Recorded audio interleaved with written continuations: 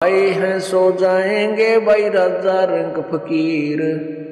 एक तो सिंहासन चढ़ के जा एक बंधे जात जंजीर। एक दिन ऐसा होएगा सबसे पड़े बिछो।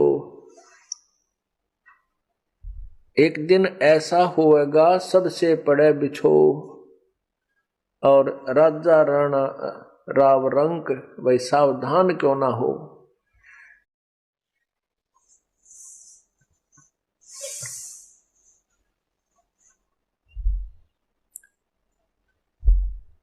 मात पिता तेरा कुटुंब कबीला यो कोई दिन का मेला रे। और यहीं मिलाया यहीं बिछुड़ जा तू जागा हंस अकेला रे। परमात्मा कहते हैं कि तू काल के जाल में फंस के इतना अनजान हो गया कि तेरा जहां जन्म हो जाता है, चाहे किसी योनि में, पशु में, पक्षी में, मनुष्य में, गधे में, कुत्ते के में, आप उसी में सेट हो जाते हो। वही भाई बहन और रिश्तेदार, माता पिता, वहीं के जो अपने मित्रों में इतने लीन हो जाते हो, आप भूल जाते हो मरने को। आप भूल जाते हो उस दिन को जिस दिन तुमने यहाँ से इनसे बिछुड़ना है। और बिछुड़कर फिर कहाँ जाओगे, क्या होगा, इस अध्याय को आपने कति यो चैप्टर बंद कर रखा है।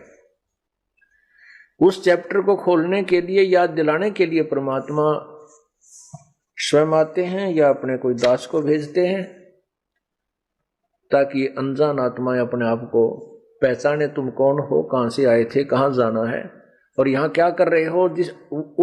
जरा उनकी तरफ ध्यान दो जिन्होंने अपना सारा जीवन संतान की जो सेवा में, संतान की परवरिश में और महल और कोठी बनाने में समाप्त कर दिया। और एक दिन मृत्यु आई, उठाकर जंगल में उनका अंतिम संस्कार कर दिया। जिन कोठियों को बनाने में उसने सारा जीवन लगा दिया, जिस बैंक बैलेंस को बनाने के लिए उसने दिन रात देखा ना रात देखी, उसके साथ कुछ नहीं गया।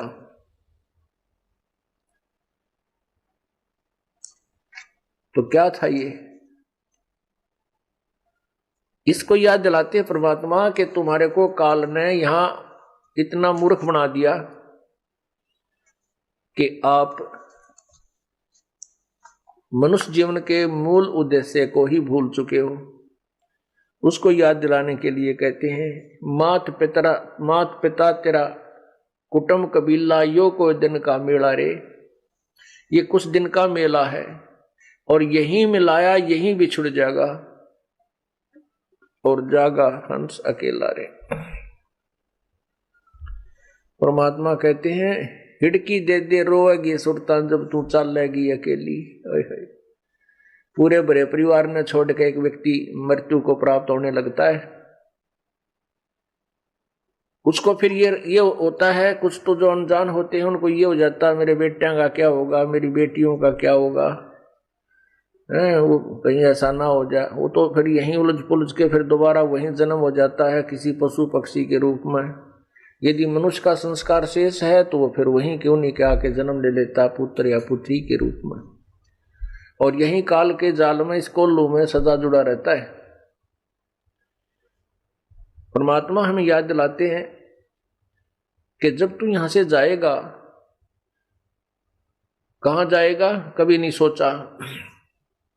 इंसान घर छोड़कर चलता है किसी रिश्तेदारी में या किसी कामवश, तो चलने से पहले उद्देश्य बनाता है, मैं रात को कहाँ रुकूंगा, कोई धर्मशाला का कोई न कोई योजना बनाकर चलता है। कोई रिश्तेदार या किसी रिश्तेदार की रिश्तेदारी में तो कोई न कोई स्थान उसका एड्रेस ले लेता है वहां रात बिताने के लिए। और जब ये संसार छोड़कर जाता है कभी नहीं सोचता कि तू कहाँ जाएगा, कहाँ तेरा ठिकाना होगा, वहां कहाँ रुकेगा। वो याद अब सत्संग से दिलाई जाती है। एक दिन ऐसा होएगा सबसे पड़े बिछो, बिछो माने सबसे बिछुड़ जाएगा। राजा राणा राव सब भाई सावधान क्यों ना हो।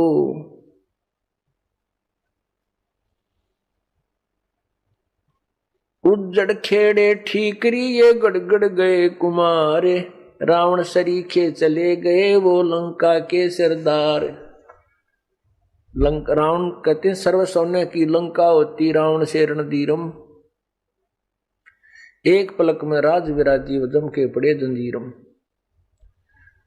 हमारे पास तो किलो तो बहुत घना हो जाता है, 20, 30, 100, 200 ग्राम सोना हो गया तो काक पीटते फिरते हैं। अब बहुत घना धन हो गया हमारे पास, इतना सोना है, और किलो हो जाता कहना है कि रावण के पास इतना सोना था कि उसने सोने के महल बना रखे थे। और कहते हैं रति कंचन पाया नहीं रावण चलती बार, जब संसार छोड़ कर चला 1 ग्राम भी सोना साथ नहीं ले जा सका, वहीं छोड़ गया और दुनिया ने लूट लिया। फिर तो परमात्मा हम याद दिलाते हैं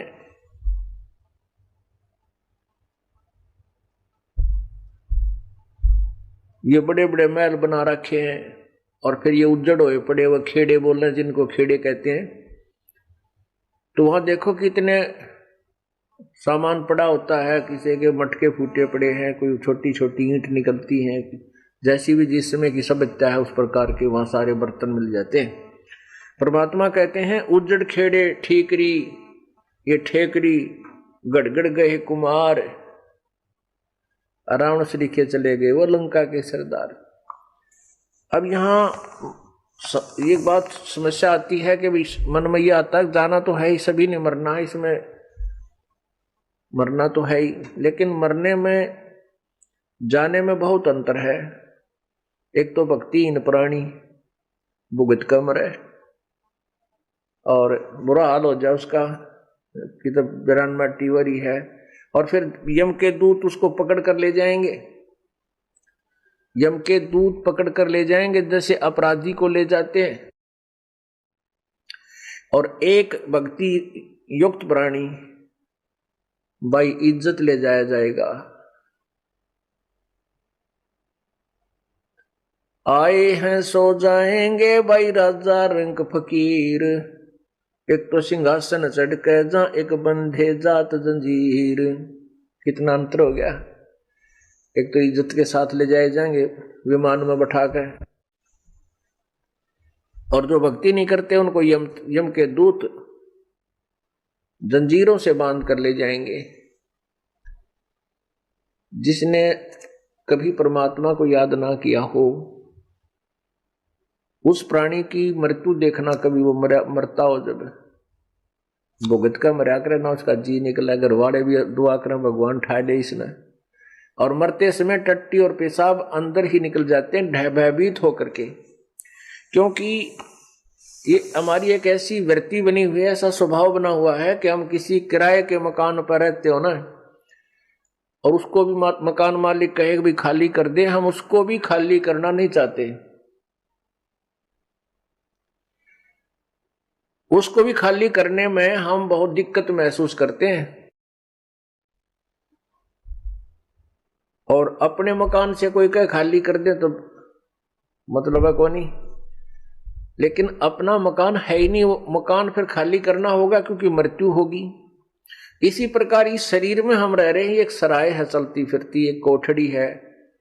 परमात्मा ने सूझबूझ से हम इस जीव को इसमें फिट कर रखा है, इस 5 तत्व के महल में। अब इसका समय पूरा हो जाता है, जितने समय का इसने किराया दे रखा है शरीर का, तब तक परमात्मा ने ये महल इसको दे रखा है जीव को। और जब इसका समय आ जाएगा तो इसको छोड़ देना चाहिए, समझदार व्यक्ति होता है।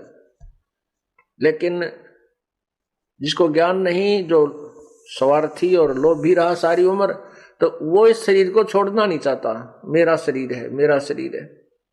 तो यम के दूत फिर अंदर से उसको बुरी तरह पीट के और उसको भयभीत करके बुरी बुरी आकृतियां दिखाकर, बाले दिखाकर उसको भयभीत करते हैं। फिर वो डरता, टट्टी पेशाब निकल जाता भयभीत होकर के, और वो फिर भागने की चेष्टा करता है शरीर छोड़ के। वैसे राजी खुशी नहीं छोड़ता। जो भक्त होते हैं, संत होते हैं, वो प्रभु की भक्ति के कारण इस शरीर को आसानी से त्याग देते हैं, और जिन्होंने भक्ति नहीं कर रखी वो शरीर से निकल भी नहीं सकते, उनको मार पीट कर निकाला जाता है। दोनों ही बातें हैं। वो छोड़ना भी नहीं चाहता और उससे निकला भी नहीं जाता, तो यम के दूत उसको मार कूट के बाहर खींच कर निकालते हैं, उसका गर्दन बंद कर देते हैं, जुबान बंद कर देते हैं। और भक्ति युक्त प्राणी अपने आप, परमात्मा का आदेश होगा, अपने आप शरीर से बाहर हो जाएगा, कोई परेशानी नहीं होगी। और फिर सामने प्रभु खड़े दिखाई देंगे उसको गुरुदेव के रूप में, और उसको ऐसा लगेगा जैसे कोई सपना हो गया हो, मृत्यु नहीं लगती उसको ऐसा होगा जैसे कहीं सौपन सा लगेगा, क्योंकि सौपन में सौपन नहीं लगता, वो ओरिजिनल नजर महसूस होता है। हम आपको इसलिए बता रहे हैं कि आपको जब वहां जाओगे तो ऐसा लगेगा जैसे सौपन में होता है। तो इस प्रकार हम अपने भगवान के पास चले जाएंगे और भक्ति का फल हमें मिलेगा।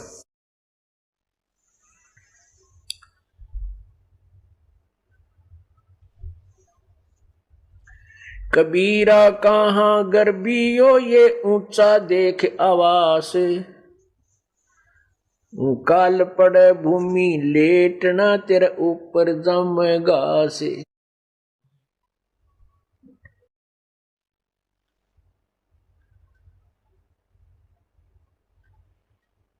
परमात्मा कहते हैं कि हे प्राणी, तू इस ऊंचे ऊंचे बड़ी बड़ी कोठियों को देखकर कहां फूला फिरता है?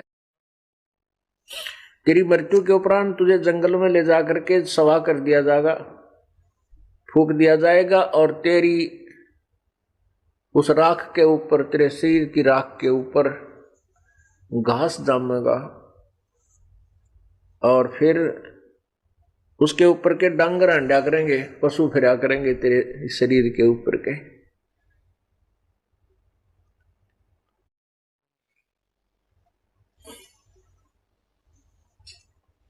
कबीरा कहाँ गर्बियो इस जोबन की आसे, टेसु फूले दिवस दस खंबर खरब खंगर भय पलास।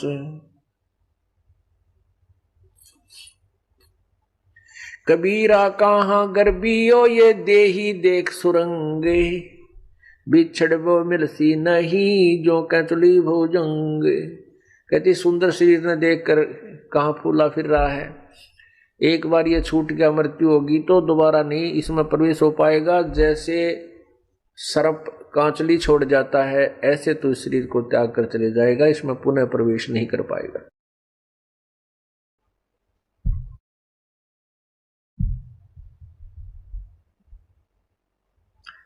कबीरा कहाँ गर्भियो ये काल गह करके से, न जाने का मारेगा के घर के परदेश। परमात्मा कहते हैं या तो भक्ति कर ले, परमात्मा मेरी शरण में आ जा, नहीं तो यू काल तेरी ब्रांड में टिकर के मारेगा, ना मेरा किधर एक्सीडेंट में दूसरे देश में यानी अपने घर से बाहर, और ना बेरा किधर घर में हार्ट अटैक हो जाएगा और बीमारी हो जाए। ये तेरी दुर्गति रखता है, इसलिए प्रभु कहते हैं हमारी शरण में आ जा। कबीरा ये ऐसा संसार है जैसा संबल फूल, दिन दस के व्यवहार को झूठे रंग न भूले। पाकी खेती देख करे गरबे कहा किसान, अब हो अज हो झोला बहुत है घर आले तब जान। परमात्मा हमें हर तरह से सतर्क करते हैं, कहते हैं कबीर ऐसा ये संसार है जैसा संबल फूल, कहते हैं सुअ संबल से या और लागे डोडे ढूंढ।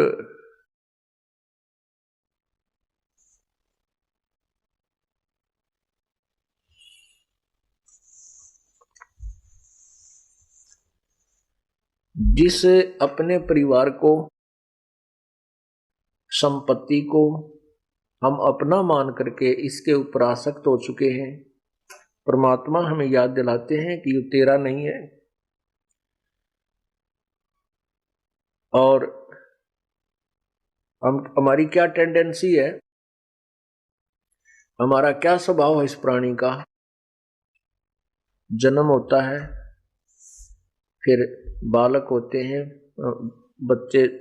बचपन होता है, फिर कोई शिक्षा ग्रहण करते हैं, युवा हो जाते हैं, शादी हो जाती है, अपने अपने व्यवसाय जैसा भी उनका संस्कार है उसमें हम लग जाते हैं।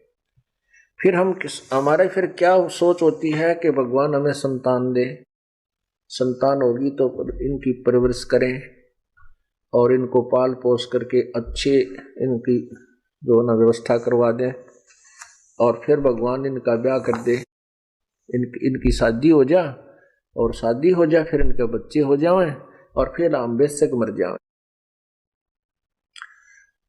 कई बूढ़े बैठ कर बतलाया करें तो आपस में कहते थे, जब हम छोटे छोटे सुना करते, अब याद आती हैं, क्योंकि अब तो उस अक्षेत्र के उस विचारों के व्यक्ति हमारे पास बैठते ही नहीं। हमारे पास तो भगता हुए हैं और जो भगवान को चाहने वाले। लेकिन इस मार्ग पर लगने से पहले जिस समाज में हम रहते थे वो क्या बतलाया करते, वो क्या करते, 2 लड़के हैं भाई, 2 लड़की, परमात्मा ने उनका मौज कर दी, सबका बेटा बेटी है और हमारा जीवन सफल हो गया। उनकी शादी कर दी, उन्होंने काम संभाल लिया, अपना खूब बढ़िया गुजारा हो रहा है और हमारा जीवन सफल हुआ। भगवान बेशक ठाले, हमारी मृत्यु बेशक हो जाए। तो यहां परमात्मा कहते हैं कि जीवन सफल कहां हुआ, ये तो तेरा जीवन असफल हो गया, क्योंकि मनुष्य जीवन का जो मूल काम था उसका तुझे ज्ञान नहीं, और जो वो करना चाहिए था तूने, जो करना था वो तूने किया नहीं। जो तूने किया वो तेरा पूर्व निर्धारित था, जो तुझे प्राप्त हुआ। जैसे हम चाहते हैं, शादी होते ही एक ऐसी वृत्ति बनी हुई है समाज की इस काल प्रेरणा से कि सबसे पहले हम लड़का होने की उम्मीद करते हैं। जब शादी हो जाए तो हम ये सोचते हैं परमात्मा एक लड़का हो, पर पहला ही, फिर चाहे बेशक बेटी हो जाए। वैसे तो अब तो बुद्धिमान समाज हो गया है, बेटी और बेटी में कोई अंतर नहीं होना चाहिए। ये तो काल का जाल है हमें परेशान करने के लिए और अननेसेसरी जो हरासमेंट करने के लिए। लड़के के लिए उम्मीद की थी लेकिन लड़की होगी, फिर ये सोचते हैं परमात्मा दूसरा तो लड़का हो ही हो, दूसरी भी लड़की होगी। फिर अर्ज करते हैं परमात्मा, ये कहता है एक लड़का होना है, तीसरी भी लड़की होगी, चौथी भी लड़की होगी। तो कहने का भाव ये है, ना तो हमारा चाहा हुआ और ना हमारा किया हुआ, केवल वही हुआ जो हमारे भाग में लिखा था, वही हमें मिला, वही बेटे मिले, उतनी बेटी मिली, उतनी संपत्ति मिलेगी और उतनी ही मिली। हमारा किया तो कुछ हुआ नहीं, ये तो आपका पिछले जन्म का संस्कार पर जो ना फलीभूत हुआ है।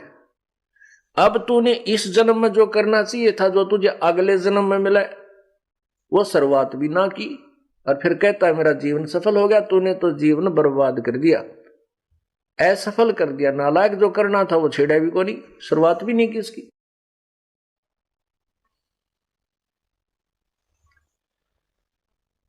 तो यहां याद दिलाते हैं परमात्मा,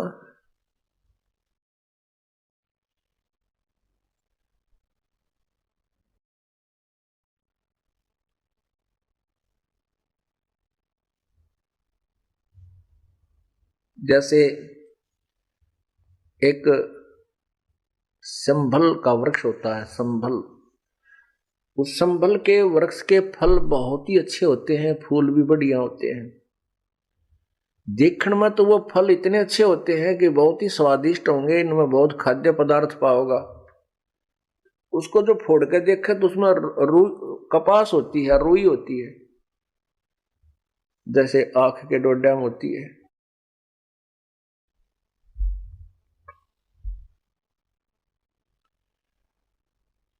एक तोता पक्षी होता है, वो तोता पक्षी जो है ना पके हुए फलों को खाता है,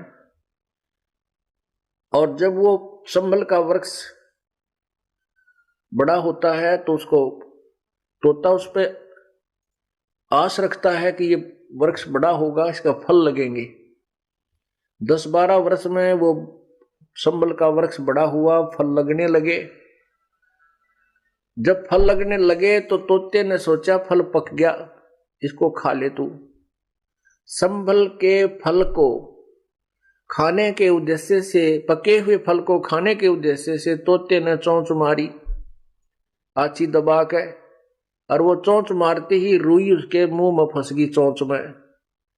अब उसने सोचा था आनंद लूंगा, फल मीठा फल पाऊंगा, खाऊंगा, और वह चोंच फंस गई उसकी चोंच में, उसने वह रुई फंस गई उसकी चोंच में, जान बचानी मुश्किल होगी। अब हमें क्या बताते हैं परमात्मा कि जिस परिवार की पोषण में इस परिवार रूपी तूने जो पेड़ लाया है, इसके आस में ये सोचता है ये बुजुर्ग, ये व्यक्ति के बुढ़ापे में मन मौज हो जाएगी, बच्चा ने पाल पोस दूंगा, इनकी ब्याह शादी कर दूंगा, और फिर मेरे आराम से ठाठते रहूंगा। बुढ़ापे में तो रह लिया ठाठते, तेरा जिए जानेगा, अच्छा तू ठाठते रहेगा। तो ये पहले याद दिलाई जाती है कि बुढ़ापे में कोई सुख का सांस तो नहीं ले सकता, ना तू दान कर सकता, क्योंकि बच्चे सारी संपत्ति पर गिंडली मार के बैठ जाएंगे सांप की तरह, एक सोने नहीं देंगे, मांग के लेनी पड़ेगी, वो भी राजी हो गए दे देंगे, ना नहीं देंगे। और ना फिर तो कितना सफर कर दोगा, बुढ़ापे में सत्संग सुन चला जा, समस्या बहुत आ जाएंगी, कदे कड़े दुख है, कदे सिर दुख है, कदे जाड़ पड़वानी, कदे आंख बनवानी, कदे बीपी हाई, कभी लो, क्यों बुढ़ापे में शरीर कम वीक हो जाता है। इसका तो सीमा दे रखी है भगवान ने, इतने समय के बाद इसमें स्थिति परिवर्तन आएगा ही आएगा। तो परमात्मा हमें याद दिलाते हैं कि तू पहले कर जो करना है, ऋण, भक्ति और दान, ये तीनों काम जवान। फिर भी जो बुजुर्ग हैं, बूढ़े हैं, पुण्यात्मा हैं, यदि परमात्मा के नाम पर लग जाएंगे तो परमात्मा धीरे धीरे उसका रास्ता खोलेगा, उसके शरीर में भी सुख देगा, उनके बच्चों की बुद्धि में परिवर्तन करेगा, क्योंकि प्रभु प्रबल शक्ति है, वो हर परिवर्तन कर सकता है। तो कहने का भाव यह है कि जो पहले लग गए तो बहुत अच्छा, उसके बच्चे भी ठीक लाइन पकड़ जाएंगे, उनकी पुत्र वधुआ होंगी, वह भी भगवान होंगी, भगवान के चरणों में लग जाएंगी, पूरे परिवार में एक सुथरा माहौल बना रहेगा। और जो परमात्मा से दूर हैं या बिल्कुल लास्ट में आएंगे, कोई ऐसी घबराने की बात नहीं है, लाभ उसको भी मिलेगा, लेकिन उसी रेसों में मिलेगा।